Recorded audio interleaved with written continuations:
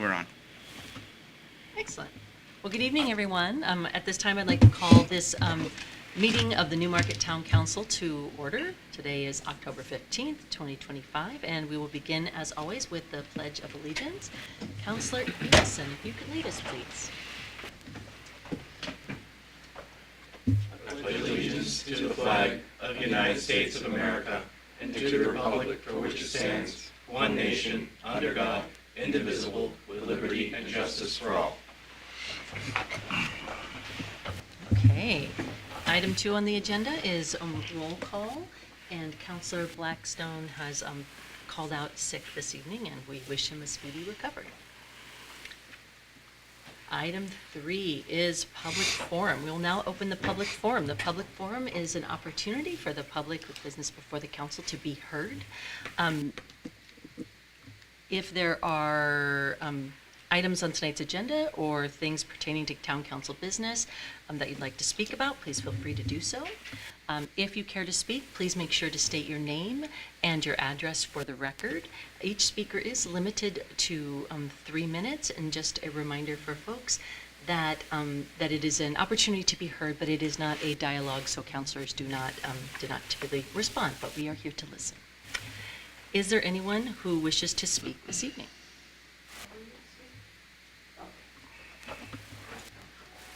Hi there, thanks for your time. I'm Chris Blackstone, 40 Spring Street here in town, and I'm here in reference to 2 things from the Conservation Commission. The first would have been to add my voice to the letter I sent to you, Madam Chair, about the 2 appointments you have for alternate members to the Conservation Commission. I wanted to really go ahead and hear you say from us that we were really thrilled to have these 2 candidates. Both of them really bring a very interesting background. Anybody who wants to join a committee certainly has an interesting background, but we've been really working hard to try and get different segments of the conservation world represented. So having somebody with the backgrounds as a science teacher and the backgrounds in sustainability really adds a lot. Additionally, to get these 2 alternates to your table tonight to vote on, I wanted to thank Wendy and Steve because it was slightly different. We had a vacancy, 2 people. It just felt sort of like a folk tale or a biblical story to say, whatever shall we do? And it was because of Wendy clarifying what we could do, should do, couldn't do, had to modify to be able to do, to add alternate to the group. So it was a few emails back and forth, and me coming in the office saying, help, and then Wendy talking to Steve about it. So that's why you have 2 before you, and we still have space with the way we're asking to have in potential in the future another one, but I'm here to support Michael and Andrea. Thank you. Thank you very much. Is there anyone else who wishes to speak this evening?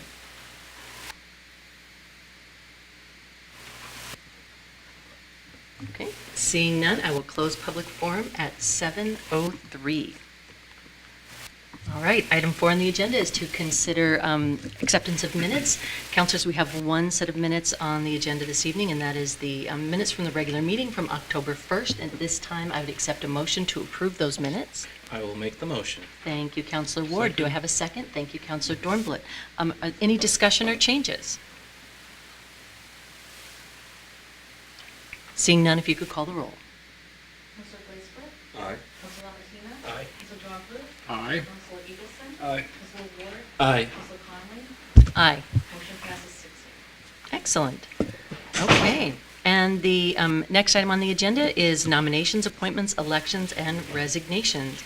And we have 4 appointments on the agenda this evening. The first is Laura Nolan to a library trustee with term expiration of April 2026. And at this time, I would accept a motion to approve that nomination. I will make the motion. Thank you, Councilor Ward. Do I have a second? Second. Thank you. Councilor Eagleson, any discussion on Ms. Nolan's application?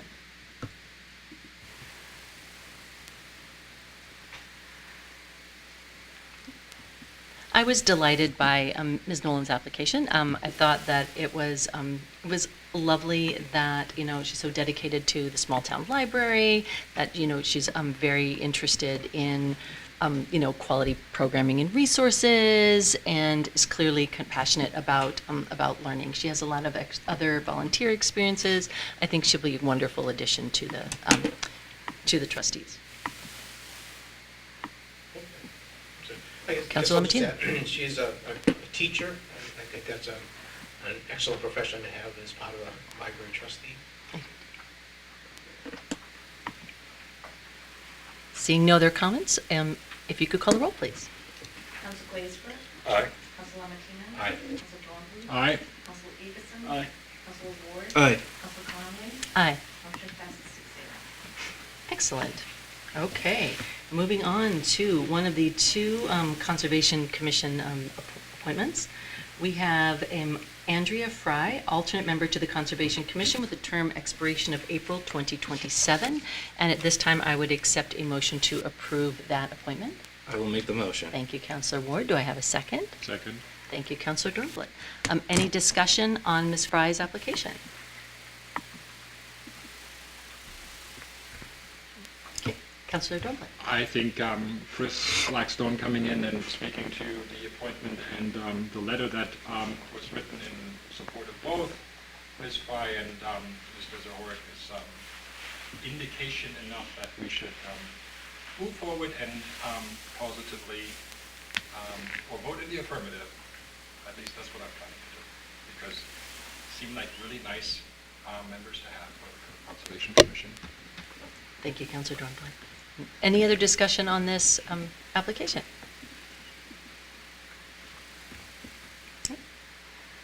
I agree. Okay, seeing none, if you could call the roll, please. Council Glazebrook. Aye. Council Amatino. Aye. Council Dornbluth. Aye. Council Eagerson. Aye. Council Ward. Aye. Council Conley. Aye.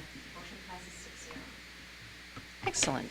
And the next application is Michael Zohoreck. Mr. Zohoreck, I hope I'm saying that correctly, as an alternate member to the Conservation Commission with a term expiration of April 2027. And at this time, I would accept a motion to approve that appointment. I'll make the motion. Thank you, Councilor Ward. Do I have a second? Second.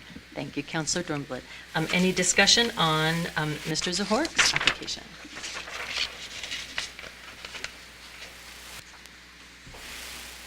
Councilor Dornbluth. Mr. Zohoreck is my neighbor, and not because of that, but because of the conversations that we've had, I think he'll make a great Conservation Commission member, and I'm kind of glad that he's moving to a commission that fits his interests a little bit better than the planning board did.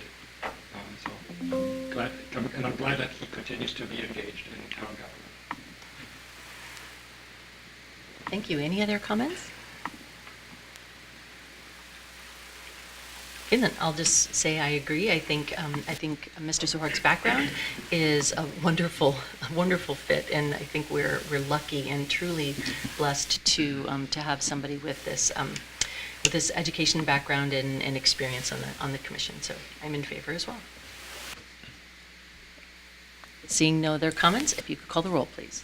Council Glazebrook. Aye. Council Amatino. Aye. Council Dornbluth. Aye. Council Eagerson. Aye. Council Ward. Aye. Council Conley. Aye. Motion passes 6-0. Excellent.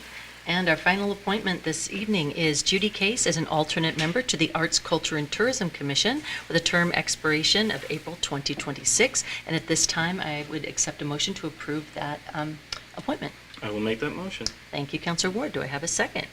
I'll second. Thank you, Councilor Eagleson. Any discussion on Ms. Case's application?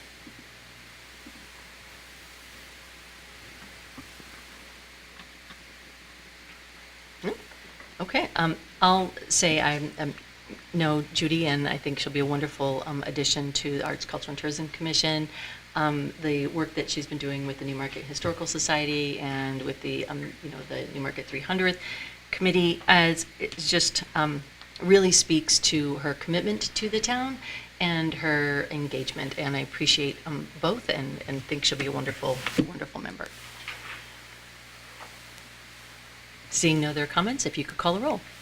Council Glazebrook. Aye. Council Amatino. Aye. Council Dornbluth. Aye. Council Eagerson. Aye. Council Ward. Aye. Council Conley. Aye. Motion passes 6-0. Excellent. Okay, and item number 6, we will now move to the town manager's report. Thank you, Madam Chair. If I can get this going too. Of course, it changed. Hold on a second, please. Oh, defensive. Yeah, I can supposed to be able to connect it from here. There it goes. First item, I'm going to actually go through my written report, is the just a update on the fiscal year 26 expense and revenue budget. We've completed the first quarter of fiscal year 26 with overall spending and revenues are tracking right where we expect them to be. As of September 30th, the town has spent about 30% of the total operating budget, which is typical for this point in the year. Total expenditures are at $5.46 million. When we have about $290,000 encumbered, which is committed but not yet paid. So, spending in the general fund is $3.2 million, or 29%, and almost identical as last year's rate of 30%. Just some of the highlights: the town manager's 15%, just primarily because of salaries and training costs. Human resources, 29% expended. Health insurance and benefit payments occur early in the year. IT is 49% expended because front-loaded due to software renewals and maintenance contracts. Legal, only 6% so far. We've had fewer active cases this quarter. Assessing, 47% spent, reflects ongoing assessing work, as well as half of our contract that we have with the contract assessors. Police and fire, normal, 20 and 26%. Public works is on goal as well. On the revenue side, town collected 33% of projected annual revenues, slightly ahead of last year's pace. Most of it comes from property taxes, motor vehicle registrations, and utility payments, which continue to perform steadily. Just an update on the fire department study. We did receive 6 proposals from consulting firms to conduct the fire department operations and EMS services study. They were submitted by Municipal Resources, Inc., Mission CIT, Healthcare Strategies, CGR, Cambridge Consulting Group, and AP Triton Consultant. The cost range from $23,500 to $63,000, and timelines between 60 days and 6 months, depending on the level of on-site engagement and scope of analysis. We should have a resolution for the next meeting. We're just finalizing a few things, and then have the council approve the contract. We'll go on from there. And now, the reason why everyone's here, I hope. My presentation for the fiscal year 27 budget. I always like to go through a couple things for the economy. First thing is, where is the state of unemployment for Newmarket right now? Nationwide, we have an unemployment rate of 4.2%. The state has one of 3.1%. The county has 3%. The metro area is 2.9%, so about the same. And Newmarket's at 2.7%. Statistically, this is 0 because it fluctuates so much through the year that anything below 4% is statistically 0. The next I always look at is the Consumer Price Index. That is the annual increase in certain goods and services that individuals purchase. As you can see, 2022 was the post-pandemic year when we had inflation, hyperinflation. In the United States was at 8.5% CPI increase, where this year in July it was 2.7 nationwide. The Northeast region was 7.3 and 3.2 this July. It was 7 in Boston, which we always compare ours to, which was 3.2 this past July, which is average. That's normally what we hear about is about 3%. The next is the estimated fiscal year 26 tax rate. We have not set this yet. We're going by numbers that we have for estimated that from our budget that we approved last year.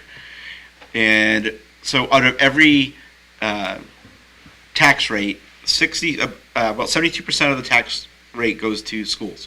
You have $11.96, which goes to local schools, and $1.05, which is the state school. State school tax is not that we send money to Concord and it comes back. It's the state requires us to raise that much per thousand in addition to what we have. The smallest portion that we raise is 3%, which goes to the county, which offset their costs, and every community in Rockingham County supports it. And finally, at 25% of the tax rate, at $4.59 currently estimated, is the town. This is just a comparison, 5-year comparison. As you can see, the blue is pretty level.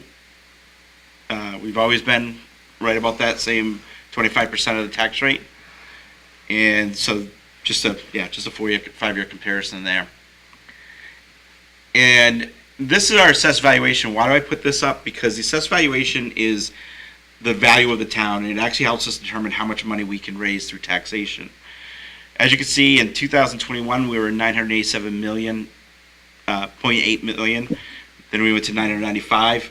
Then we're up to $1 billion. And then after we had our annual revaluation, which is required every 5 years, last year we went up to $1.7 billion. We added $700 million worth of value to the town. Over this past year, we added an additional $2 million.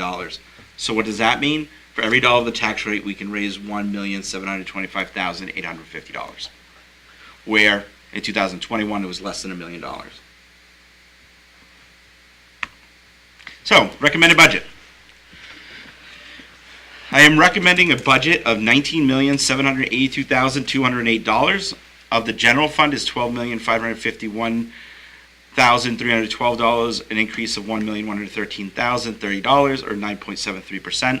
Special revenue funds, which are our contribution to the library, the recreation revolving fund, and our solid waste fund. I am recommending a budget of $2.1 million, or an increase of $42,000, or 1.97%. Or the enterprise funds, which is water and sewer, they are not funded through taxation. I am recommending a budget of $5,056,224, a decrease of $7,043, or 0.14%, for an overall increase of $1.1 million, or 6.16%. Just to show you the percentages, 63% of our budget is general fund, at, as I said, 12.5 million, 12.6. Enterprise fund at 5 million is 26%, and the special revenues at 11% at 2.1 million. But also we can look at other costs. The biggest cost we have in our operating budget, 52% at $10 million, is salary and benefits for employees. The second largest is operating with 31%. That's just our regular everything else. 9% of our budget goes to paying off debt. And finally, 8% goes, 8% of 1.6 million goes to contributions to capital reserve funds. So as you can see, most of our costs are associated with employees. So where's it going? Healthcare, we're anticipating a $207,842 increase. We are getting our rates now. We were pretty on target with what we anticipated our rates going to increase. What the health insurance provides us is a guaranteed maximum rate increase, so it will not go any higher than what we're being told right now. It could drop, but it won't go any higher. We will not be, as I mentioned at the last meeting, we are not the same situation as school care, where we have the health trust where we get our insurance has a much healthier reserve fund that if they had a shortfall, we would not get a mid-year request for $1.8 million what you're hearing from some communities. Health Trust will not do that, and they have that's one of the big issues there. We are in our first year. Last year we had the 1-year addendum to the police union contract. That's a big chunk this year. It's $439,904. Retirement system contributions. Every employee has to be in it except one, which is the town manager, but I am. That's an increase of $101,403. And the fire department per diems, just the coverage that we're having at the station is an additional $100,000. Here's some potential warrant articles that we may have. The wastewater master plan, which authorized up to $100,000, and state revolving fund bonding to create a master plan for the wastewater. It expects 100% principal forgiveness, so no tax or sewer rate impact, and it requires a 2/3 vote. The Cushing Road and Lumberland Drive stormwater improvements, which we tried last year, which would approve $1.4 million in bonds for storm upgrades to reduce runoff and improve water quality. Includes $216,000 in state revolving fund forgiveness. Requires 2/3 vote and will impact the tax rate needed, and it's needed for approval. And the next one is the Rosa property conservation easement. The town was going to require 16.3 acre easement on Rosa property for open space and habitat protection. Total cost is $402,000. $145,000 would come through taxation, remaining from grants and donation. The estimated tax impact is 8 cents per thousand. There's a Shanda Park stormwater planning, which allocates $100,000 for stormwater and coastal resilience planning. At Shanda Park would be funded via bonds and notes, and possible SRF forgiveness. There's no tax impact and requires 2/3 vote. And finally, our police union contract is up this year. We will begin negotiations, I believe, on November 4th. And the financial impact at this time is unknown until an agreement is reached. Last year, we were trying to get to one more year to bump it up to get to this year. The revenue budget, we are anticipating a slight increase in revenues. We're being pretty conservative because of questions in the economy right now, but last year we budgeted a $10,957,293 revenue. We are anticipating $11 million for a revenue budget, so almost flat. Finally, this is a slide use an estimate only we have using data as we have today. So, if the budget at $19.7 million were to be approved, we subtract the revenues, we add overlay, which is the amount of abatements that we have to pay out.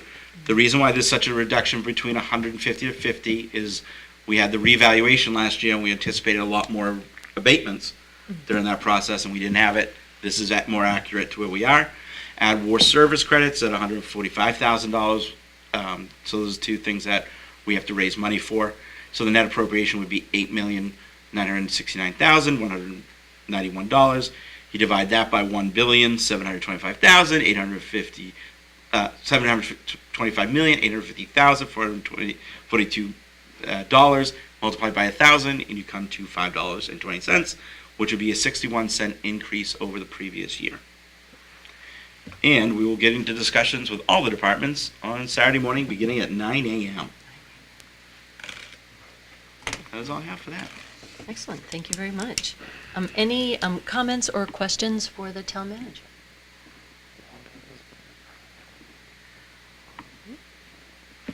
Any comments or discussion on the department reports?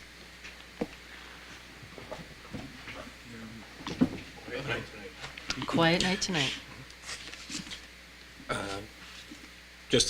Counselor? Sorry. No, I just found it interesting that I'm glad people called wellness checks on people, but it was interesting they called a wellness check because their friend had become sober and was not drinking as much. I don't really have any follow-up. You know what? They care enough to check, so good for them on that. So. Agreed. Okay, seeing no other comments on the department reports, we will move on to committee reports. Are there any committee reports this evening? My goodness, this is a quiet evening. Okay, we'll move on to resolutions and ordinances in the second reading, and this evening there is one.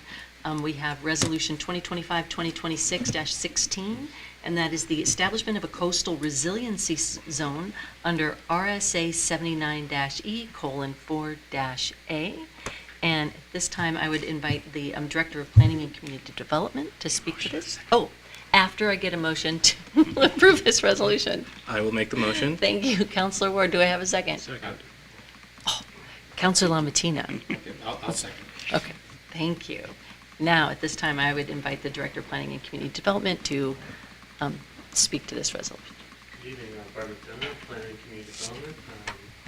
Today I'm before you to present a resolution that seeks to provide opportunity for property owners to make their properties more resilient in the community at large.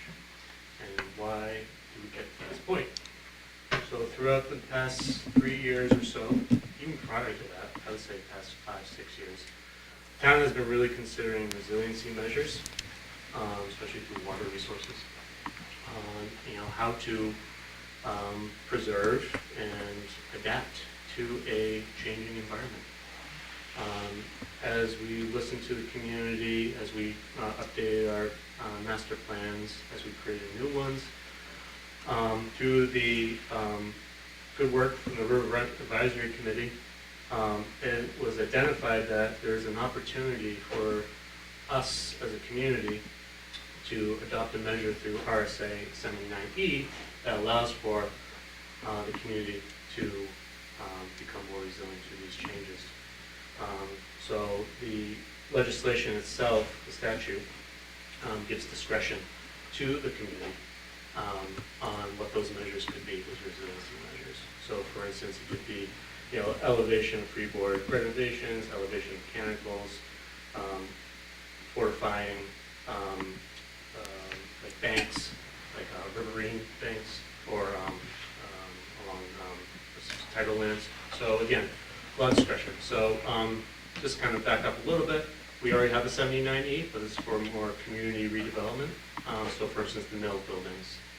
That was a big factor in revitalizing downtown, is allowing for that zone to exist and provide opportunity for tax abatements in order for that project to come to existence. So it worked the same way here in this community coastal resiliency zone, excuse me. I just want to quickly think about it. The delineation of that zone follows our rivers, so the Lamprey River properties abutting the Lamprey River, the Scastic River, and then the Great Bay. Those are the properties that qualify. And again, part of this resolution is adopting this zone and allowing for town administration to come up with what's qualifying.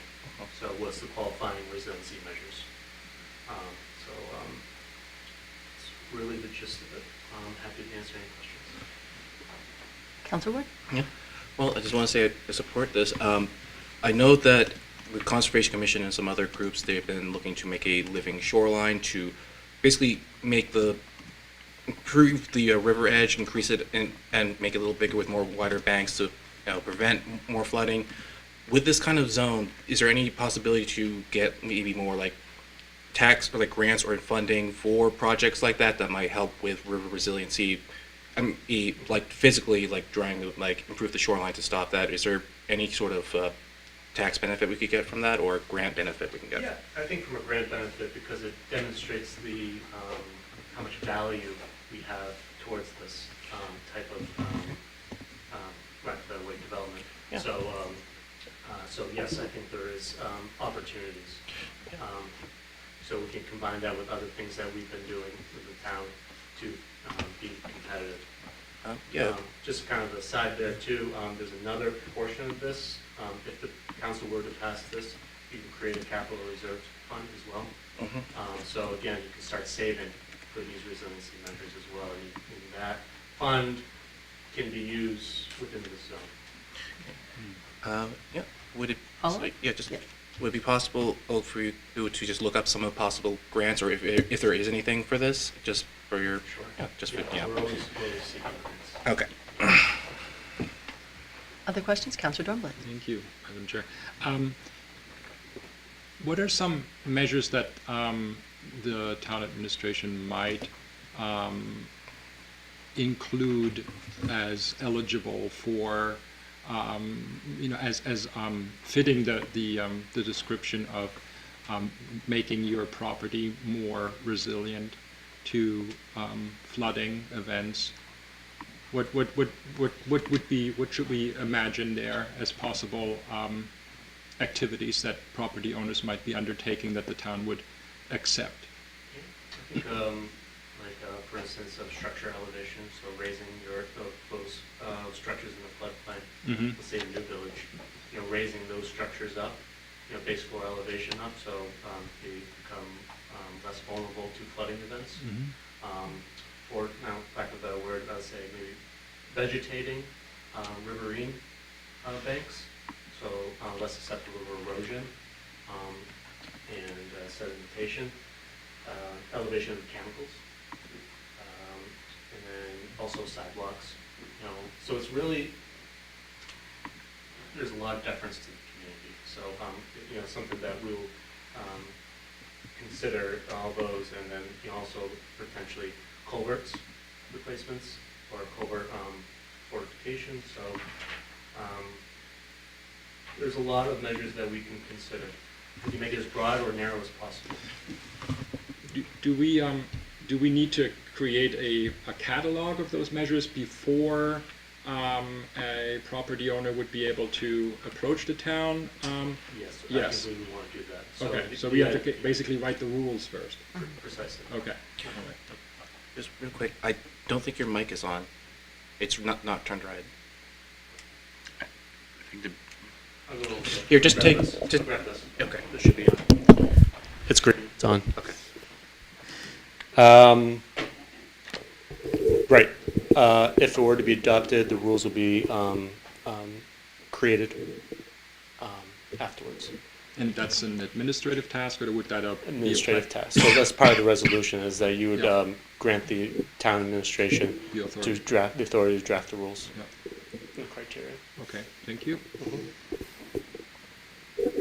Councilor Lamatino. Do you have a time frame for when you're gonna have the rules ready? Because I know a condo association that may be interested in doing some things and working with this. I would hope by the end of the year at latest. It'd be pretty quick, I think. And another question I had, in the packet that you gave us, there's a big write-up about all the different sections of 79E. Mhm. All we're adopting at this point is the section A, 4A, the resilience portion of it. That's I think there's other portions that I think have already been approved by the town, but then there's also other portions that have not, correct? That's correct. We already have one. It's the main 79E district, and then this will be our second adoption. So in order to qualify for the other, besides the historic buildings, I think that's the exception, you would have to, the governing body, which you all are, would have to adopt it. Okay. Any other questions? Okay. Any discussion or comments on the resolution?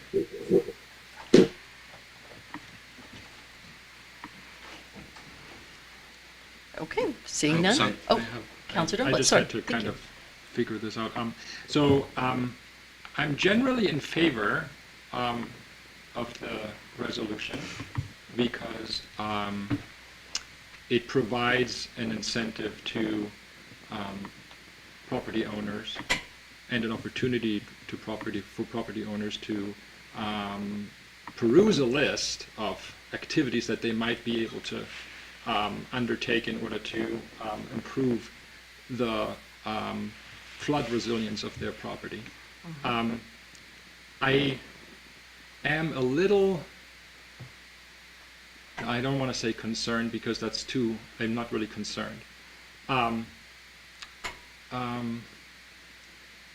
a little uncomfortable not having a list of measures and the requirements that one would have to meet in order to be considered eligible prior to approving the resolution. And I'm wondering if that's something that other councilors share. Or am I, worrying too much there? It just seems that we're kind of passing something without really passing anything.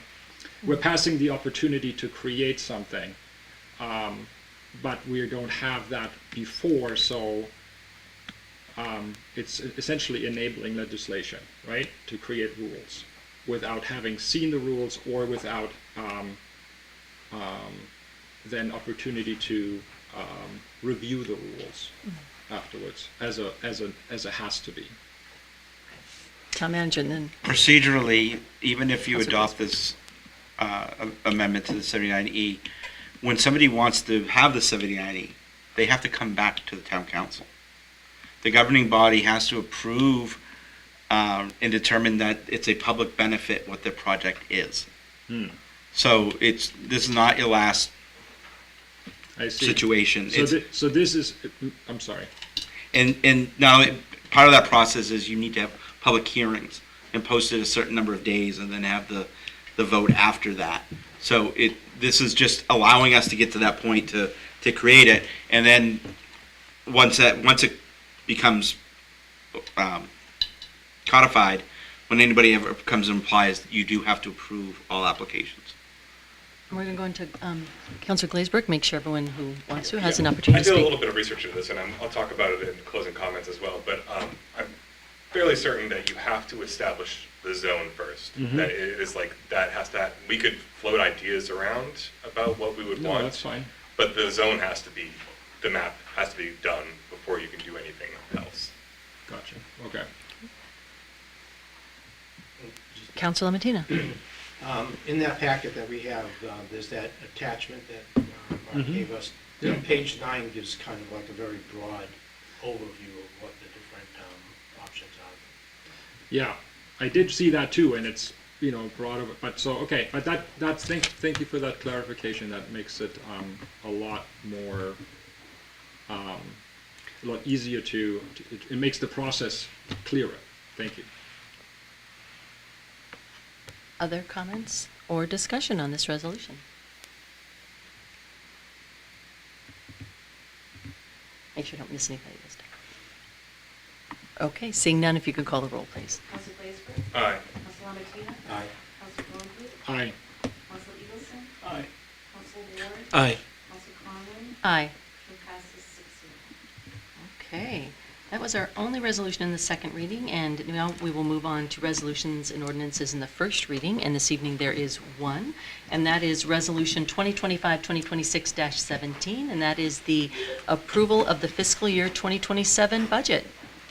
Whereas the town manager submitted his budget for the next fiscal year to the town council on October 15th, 2025, today, and whereas the town council, after reviewing the proposed budget and making various changes, desires to forward the municipal budget to the Municipal Budget Committee a proposed budget for the fiscal year ending June 30th, 2027. Now therefore be it resolved by the Newmarket Town Council that the annual budget for the town of Newmarket for fiscal year 2027 submitted to the town council by the town manager recommends to the Municipal Budget Committee for its review the following appropriations. For the general fund, $12,551,312. Special funds, $2,174,672. Enterprise, water and sewer funds, $5,056,224 for a total of $19,782,208. Sponsored by Chair Conley by request. First reading, October 15th, 2025. I can just give a procedural. That number, I know Council Eagleson's new, that number is in here because you need something to start with. Anything that happens on Saturday, you'll get a list of amendments, and then we'll bring that for the next meeting. Yeah. Thank you for that clarification. Okay, let's move on to new business. First item is correspondence to the town council. Is there any correspondence to be read into the record this evening? There's not.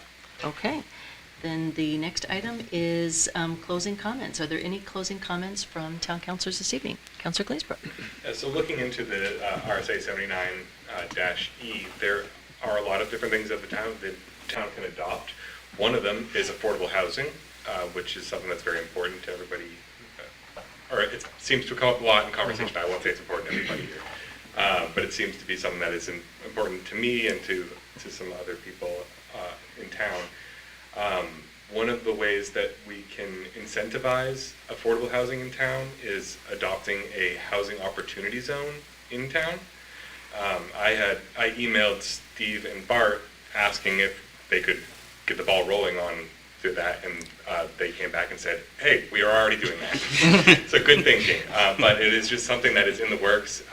It's the RSA that allows this is fairly new. It was passed in 2022, so that's why it's just surfacing as different stuff. The coastline resiliency, like the things are just now coming out, but it is in the works, and it would allow, basically, if somebody wanted to come in and build affordable housing in what we identify as a housing opportunity zone, they would freeze their tax assessment at what it was pre-rehab or pre-development for 10 years, or 10 years and up to, there's a certain number, I think it's 3 extra years that you can add for some other stipulation.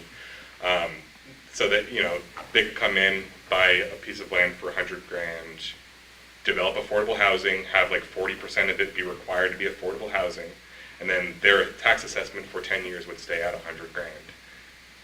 Really saving them, if it's a substantial rehab or development, saving them substantial money over 10 years. Our tax base stays the same, so we're not losing money, but we're bringing in business, we're bringing in affordable housing. I'm really excited about it, and I hope that it comes along quickly. Thank you, Councilor Glazebrook. Other comments? Councilor Ward? My only comment is to congratulate just Councilor Glazebrook and the town for doing that hard work, and it's something I also am for. So yeah, let's hope we can want to see if we can get this done. So Thank you, Councilor Ward. Other closing comments this evening?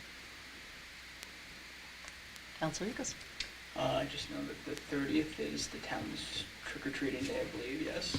I just want to wish everyone a happy and hopefully safe Halloween. Thank you, Councilor Eagleson. Other closing comments? Okay. We have 2 meetings coming up, councilors. Our next meeting is the Town Council Budget Workshop, and that's this on October 18th at 9 a.m. And our next regular meeting is November 5th, 2025 at 7 p.m. If there are no objections at this time, I will consider us adjourned. Thank you very much, councilors.